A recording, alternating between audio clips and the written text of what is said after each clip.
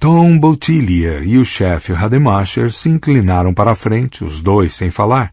Chris Unwin estava sentado com a cabeça baixa, falando em tom monótono para o chão. Essa era a parte que eles queriam ouvir. Essa era a parte que ia mandar pelo menos 2 cretinos para Thomaston. A feira não estava boa, disse Unwin. Estava tirando todos os brinquedos maneiros, sabe, como a roda do demônio e a queda de paraquedas. Já tinham colocado uma placa nos carrinhos bate-bate, escrito fechado. Não tinha nada aberto, só brinquedos de bebê. Então fomos para a área dos jogos e o Webb viu o Jogue até ganhar. Pagou 50 centavos e viu aquele chapéu que a bicha estava usando e jogou para pegar um, mas ficava errando e cada vez que ele errava, o humor dele piorava, sabe? E Steve, o cara que costuma sair por aí dizendo esfria a cabeça, tipo esfria a cabeça para isso, esfria a cabeça para aquilo, e por que você não esfria essa porra de uma vez, sabe? Só que ele estava com o humor fudido porque tomou um comprimido, sabe? Não sei que tipo de comprimido, um comprimido vermelho. De repente até era legal, mas ele fica atrás de Webb até eu achar que o Webb ia bater nele, sabe? Ele fica repetindo, você não consegue nem ganhar o chapéu daquela bicha? Deve estar muito doidão se não consegue nem ganhar o chapéu daquela bicha. Então a dona acaba dando um prêmio para ele, apesar do aro não ter acertado nada, porque acha que ela queria se livrar de nós. Não sei, talvez não, mas acho que sim. Era uma coisa de fazer barulho, sabe? Você sopra, ela enche, desenrola e faz um barulho de peido, sabe? Eu tinha um. Ganhei no Halloween, ou no Ano Novo, ou numa porra de feriado. Achava bem legal, só que perdi. Ou pode ser que alguém a tenha tirado do meu bolso na merda de parquinho da escola, sabe? Aí a feira está fechando e estamos saindo. E Steve ainda está no pé de Webb por ele não ter conseguido ganhar o chapéu da bicha, sabe? E o Webb não está falando muito, e sei que isso é mau sinal. Mas eu estava bêbado, sabe?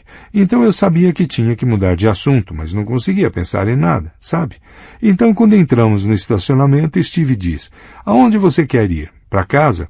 E o Webb diz, vamos passar na porta do Falcon primeiro para ver se aquela bicha está por lá. Boutillier e Rademacher trocaram um olhar. Boutillier ergueu um único dedo e bateu na bochecha. Apesar de o pateta de botas não saber, estava falando agora de assassinato em 1º grau. Então eu falo, não, tem que ir para casa. E o Webb diz, está com medo de passar na porta daquele bar gay? E eu digo, porra, não. E Steve ainda está alto, eu acho. E diz, vamos fritar carne de viado. Vamos fritar carne de viado. Vamos fritar. 11. A sincronia foi perfeita para tudo dar errado para todo mundo. Adrian Mellon e Don Haggart saíram do Falcon depois de 2 cervejas, passaram andando pela rodoviária e deram as mãos. Nenhum dos dois pensou no que estava fazendo, era apenas uma coisa que eles faziam. Eram 22h20, eles chegaram na esquina e viraram à esquerda. A ponte do Beijo ficava a quase 700 metros rio acima dali. Eles pretendiam cruzar a ponte da rua Main, que era bem menos pitoresca. O Kenduskeag estava abaixo, como era comum no verão, com o máximo 1,20 m de água deslizando apaticamente pelos pilares de concreto da ponte. Quando o Duster chegou ao lado deles, Steve Dubai tinha visto os dois saindo do Falcon e apontou para eles alegremente. Eles estavam na metade da extensão. Dá uma fechada, gritou o Webb Garton. Os 2 homens tinham acabado de passar debaixo de um poste de luz e ele viu que estavam de mãos dadas. E isso o enfureceu, mas não tanto quanto o chapéu. A enorme flor de papel estava balançando loucamente de um lado para o outro. Dá uma fechada, porra! E Steve deu. Chris Unwin negaria participação no que se seguiu, mas Don Haggart contou uma história diferente. Ele disse que Garton saiu do carro quase antes de ele parar e que os outros 2 foram rapidamente atrás. Houve conversa, não foi boa. Não houve tentativa de irreverência nem de flerte falso da parte de Adrian naquela noite. Ele reconheceu que eles estavam com um problema bem grande. Me dá esse chapéu, disse Garton. Me dá, bicha. Se eu der, você vai deixar a gente em paz? Adrian estava ofegante de medo, quase chorando, olhando de Unwin para Dubai e Garton com olhos apavorados. Me dá essa porra. Adrian entregou o chapéu. Garton tirou um canivete do bolso esquerdo da calça jeans e cortou em 2 pedaços. Esfregou os pedaços no traseiro da calça e em seguida jogou no chão e pulou em cima. Dom Haggart se afastou um pouco quando a atenção deles estava dividida entre Adrian e o chapéu. Ele disse que estava procurando um policial. Agora vocês vão nos deixar em pé, começou a falar Adrian Mellon, e foi nesta hora que Garton deu um soco na cara dele, empurrando-o contra a cerca da ponte da altura da cintura. Adrian gritou e levou as mãos à boca. Sangue jorrou entre seus dedos. Ade! Gritou Haggart e saiu correndo de novo. Dubai esticou o pé para derrubá-lo. Garton chutou-o na barriga e o derrubou da calçada para a rua. Um carro passou. Haggart ficou de joelhos e gritou. O carro não diminuiu. Ele contou a Gardner e Reeves que o motorista nem olhou para trás. Cala a boca, viado, disse Dubai e chutou-o na lateral do rosto. Haggart caiu de lado na sarjeta, semi-consciente. Alguns momentos depois, ele ouviu uma voz de Chris Unwin mandando-o ir embora antes que ele recebesse o que o amigo estava recebendo. Em seu próprio depoimento, Unwin confirmou que deu esse aviso. Haggart conseguiu ouvir baques surdos e o som de seu amante gritando. Adrian parecia um coelho em uma armadilha, ele contou à polícia. Haggart rastejou de volta até ao cruzamento e as luzes intensas da rodoviária, quando estava a uma certa distância, se virou para olhar. Adrian Mellon, que tinha 1,65 m e pesava apenas uns 60 quilos, estava sendo empurrado de Garton para Dubai, para Union, uma espécie de brincadeira. O corpo dele se balançava como o corpo de uma boneca de pano. Eles estavam dando socos nele, golpeando, rasgando as roupas. Ele disse que enquanto olhava, Garton deu um soco na virilha de Adrian. O cabelo de Adrian caía sobre o rosto, sangue jorrava da boca e encharcava sua camisa. Webb Garton usava 2 anéis pesados na mão direita. Um era um anel da Derry High School e o outro ele tinha feito em uma aula com as letras D e B de metal entrelaçadas em alto relevo com 7 centímetros. As letras representavam Dead Bugs, uma banda de heavy metal do qual ele gostava muito. Os anéis cortaram o lábio superior de Adrian e quebraram 3 dentes de cima, perto da gengiva. Socorro! Gritou Haggart. Socorro! Socorro! Estão matando ele! Socorro! Os prédios na rua Main continuaram escuros e secretos. Ninguém saiu para ajudar, nem da única ilha branca de luz que marcava a rodoviária. E Haggart não via como isso era possível. Havia pessoas lá. Ele as tinha visto quando passou com Wade. Será que ninguém sairia para ajudar? Ninguém. Socorro, socorro, estão matando ele. Socorro, por favor, pelo amor de Deus. Socorro, sussurrou uma voz bem baixa à esquerda de Dom Haggart, e em seguida uma risada. Expulso o vagabundo. Garton estava gritando agora, gritando e rindo. Todos os 3, contou Haggart, e Gardner e Reeves, estavam rindo enquanto surravam Adrian. Expulso o vagabundo por cima da grade. Expulso o vagabundo, expulso o vagabundo, expulso o vagabundo, cantarolou Dubai rindo. Socorro, disse a voz baixa de novo, e apesar de ser uma voz grave, a risadinha soou depois de novo, e era como a voz de uma criança que não consegue se controlar. Haggart olhou para baixo e viu o palhaço, e foi nesse ponto que Gardner e Reeves começaram a relevar tudo que Haggart dizia, porque o resto era delírio de um lunático. No entanto, mais tarde, Harold Gardner se viu em dúvida. Depois, quando soube que o garoto Unwin também viu o palhaço, ou disse ter visto, ele começou a se questionar. O parceiro nunca teve dúvidas, ou nunca admitiria. Haggart disse que o palhaço parecia um cruzamento entre Ronald McDonald e aquele velho palhaço da TV, o Bozo, ou era o que ele pensou no princípio. Foram os tufos desgrenhados de cabelo que levaram essa comparação à mente, mas considerações posteriores fizeram com que ele achasse que o palhaço não se parecesse nem com um, nem com o outro. O sorriso pintado no rosto branco era vermelho, não laranja, e os olhos eram de um prateado cintilante, estranho. Lentes de contato, talvez. Mas uma parte dele achou na hora e continuou a achar que talvez prateada fosse a verdadeira cor daqueles olhos. Ele usava uma roupa larga com grandes botões laranja em forma de pompom. Nas mãos havia luvas de desenho animado.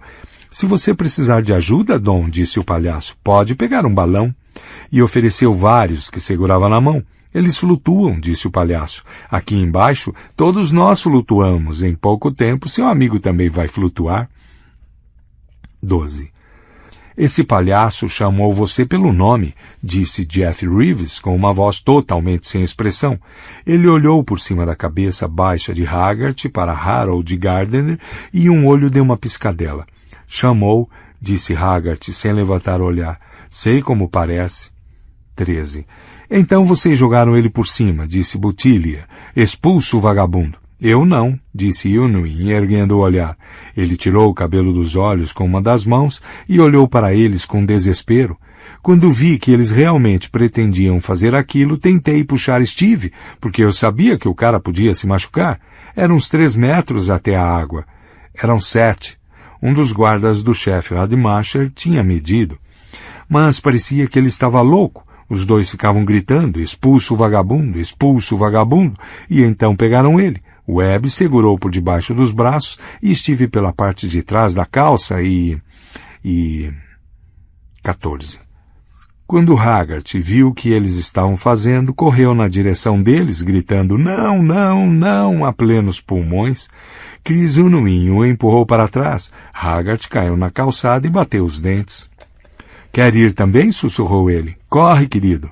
Eles jogaram Adrian Mellon da ponte na água. Haggart ouviu o som dele caindo no rio. Vamos sair daqui, disse Steve Dubai. Ele e Webb estavam indo para o carro.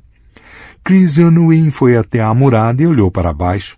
Ele viu Haggart primeiro, deslizando e se agarrando na grama da margem cheia de lixo para chegar até a água, e então viu o palhaço. O palhaço estava arrastando Adrian do outro lado com um dos braços. Os balões estavam na outra mão. Adrian estava encharcado, engasgado, gemendo.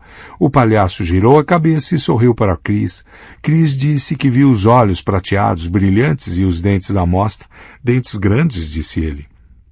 Como o leão do circo, cara, disse ele. Eram mesmo enormes. Ele disse que viu o palhaço enfiar um dos braços de Adrian Mellon para trás para ficar por cima da cabeça. E depois, Chris, disse Boutillier. Ele estava entediado com essa parte. Contos de fadas o entediavam desde os 8 anos. Sei lá, disse Chris. Foi aí que Steve me agarrou e jogou no carro. Mas acho que ele mordeu o sovaco dele. Ele ergueu o olhar para eles agora, com incerteza. Acho que foi isso que ele fez. Mordeu o sovaco dele. Como se quisesse comer ele, cara. Como se quisesse comer o coração dele.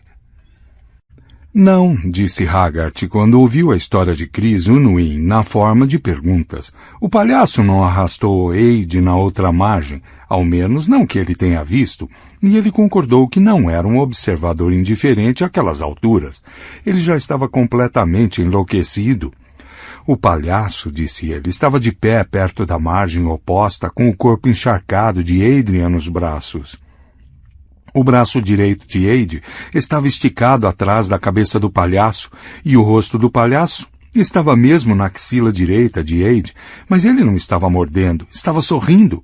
Haggart conseguiu vê-lo olhando por debaixo do braço de Aide e sorrindo. Os braços do palhaço apertaram e Haggart ouviu costelas se quebrarem. Aide gritou.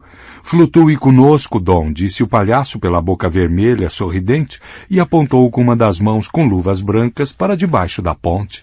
Balões flutuavam debaixo da ponte, não uma dezena ou uma dezena de dezenas, mas milhares, vermelhos e azuis e verdes e amarelos, e impresso em cada um havia Eu amo Derry.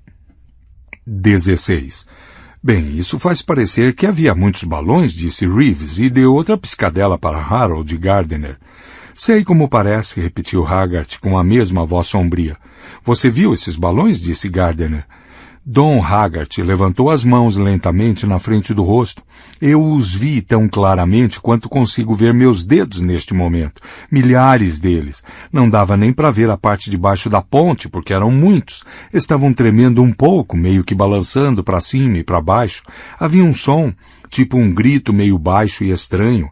Eram as laterais deles se tocando e fios, e havia uma floresta de fios brancos de teia de aranha. O palhaço levou Aide lá para baixo, conseguiu ver a roupa dele roçando nos fios. Aide estava fazendo terríveis sons de engasgo. Comecei a ir atrás dele, e o palhaço olhou para trás. Vi os olhos dele e imediatamente entendi quem ele era. Quem era, Dom? Perguntou Harold Gardner baixinho. Era Derry, disse Dom Haggard. Era esta cidade. E o que você fez? Falou Reeves. Eu corri, seu burro, disse Haggart e caiu em lágrimas. 17. Harold Gardner ficou na dele até o dia 13 de novembro, a véspera do dia em que John Garton e Stephen Dubai seriam julgados no tribunal do distrito de Derry pelo assassinato de Adrian Mellon. Ele procurou Tom Boutillier. Queria falar sobre o palhaço. Boutillier não queria, mas quando viu que Gardner poderia fazer alguma coisa idiota, sem orientação, ele falou. Não tinha palhaço, Harold. Os únicos palhaços na rua aquela noite eram aqueles garotos. Você sabe disso tão bem quanto eu. Temos 2 testemunhas. Isso é besteira. Unwin decidiu incluir o homem de um braço no melhor estilo. Nós não matamos o pobre viadinho. Foi o homem de um braço. Assim que entendeu que tinha se metido em confusão de verdade dessa vez. Haggart estava histérico. Ele ficou de lado vendo os garotos matarem o melhor amigo dele. Não teria me surpreendido se tivesse visto discos voadores. Mas Boutillier sabia que não era isso. Gardner conseguia ver nos olhos dele e a atitude esquiva do promotor assistente o irritou. Para com isso, disse ele, estamos falando de testemunhas independentes aqui. Não me venha de merda. Você quer falar de merda? Está me dizendo que acredita que havia um palhaço vampiro debaixo da ponte da rua Main? Porque essa é minha ideia de merda. Não exatamente, mas... Ou que Haggart viu 1 bilhão de balões lá embaixo, cada um com a mesma coisa que havia impressa no chapéu do amante dele? Porque isso também é minha ideia de merda. Não, mas... Então por que você está me incomodando com isso? Para de me interrogar, gritou Gardner. Os 2 descreveram o mesmo e nenhum dos 2 sabia o que o outro estava dizendo. Boutillier estava sentado à mesa brincando com um lápis. Agora ele colocou o lápis sobre a mesa, ficou de pé e andou até Harold Gardner. Boutillier era 12 centímetros mais baixo, mas Gardner deu um passo para trás, à frente da raiva do homem. Você quer que a gente perca esse caso, Harold? Não, é claro que não quer que pragas ambulantes fiquem livres. Não. Certo, ótimo. Como nós 2 concordamos com o básico, vou te dizer exatamente o que acho. Sim, devia haver um homem debaixo da ponte naquela noite. Talvez até estivesse usando uma roupa de palhaço, apesar de eu já ter lidado com testemunhas o suficiente para saber que devia ser um vagabundo ou um passante usando um bando de roupas descartadas por outras pessoas. Acho que devia estar lá embaixo, procurando moedas caídas, ou restos de comida, metade de um hambúrguer que alguém jogou fora, ou talvez o farelo do fundo de um pacote de salgadinho. Os olhos dele fizeram o resto, Harold. Isso é possível? Não sei, disse Harold. Ele queria ser convencido, mas, considerando a correspondência exata das 2 descrições, não, ele não achava possível. A questão é a seguinte, não ligo se era o palhaço Quinco ou um cara de terno do tio Sam de muletas ou Hubert, o homossexual feliz. Se introduzirmos esse sujeito no caso, o advogado deles vai cair em cima disso antes de você conseguir dizer Jack Robinson. Ele vai dizer que os 2 cordeirinhos inocentes, com cabelos recém-cortados e roupas novas, não fizeram nada além de jogar o cara gay chamado Mellon da ponte, de brincadeira. Vai observar que Mellon ainda estava vivo depois que caiu. Eles têm o testemunho de Haggart, assim como de Union. Para isso, os clientes dele não cometeram assassinato. Não. Foi um psicopata de roupa de palhaço. Se introduzirmos isso, é o que vai acontecer, e você sabe. Unwin vai contar essa história de qualquer jeito. Mas Haggart não, disse Boutillier, porque ele entende. Sem Haggart, quem vai acreditar em Union? Bem, nós... disse Harold Gardner com uma amargura que surpreendeu até ele mesmo, mas acho que nós não vamos contar. Me dá um tempo, rosnou Boutillier, levantando as mãos. Eles mataram o cara. Não só jogaram ele da ponte. Garton tinha um canivete. Mellon foi esfaqueado 7 vezes, inclusive uma vez no pulmão esquerdo e 2 vezes nos testículos. Os ferimentos batem com a lâmina. 4 das costelas dele foram quebradas. Dubai fez isso com um abraço de urso. Ele foi mesmo mordido. Havia mordidas nos braços, na bochecha esquerda, no pescoço. Acho que foram Unwin e Garton, apesar de só termos conseguido uma correspondência clara. E mesmo essa não deve estar claro bastante para ser usada no tribunal. Então tudo bem, um pedaço de carne sumiu do sovaco dele, e daí? Uns deles gostavam mesmo de morder. Deve ter ficado até de pau duro quando estava fazendo isso. Aposto em Garton, apesar de jamais conseguirmos provar. E o lóbulo da orelha de Mellon sumiu.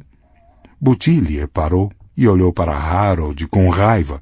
Se permitirmos essa história de palhaço, nunca vamos conseguir mandar prender os três. Você quer isso? Não, já falei. O cara era fruta, mas não estava machucando ninguém, disse Butilier. Então, do nada, aparecem 3 babacas de botas de motoqueiro e roubam a vida dele. Vou colocar os 3 na cadeia, meu amigo, e se souber que os cozinhos apertados deles foram arrombados em Thomaston, vou mandar cartões dizendo que espero que quem fez isso tenha AIDS. Muito ardoroso, pensou Gardner, e as condenações também vão ficar muito bem no seu registro quando você concorrer à vaga principal em 2 anos. Mas ele foi embora sem dizer mais nada, porque também queria ver os 3 presos. 18.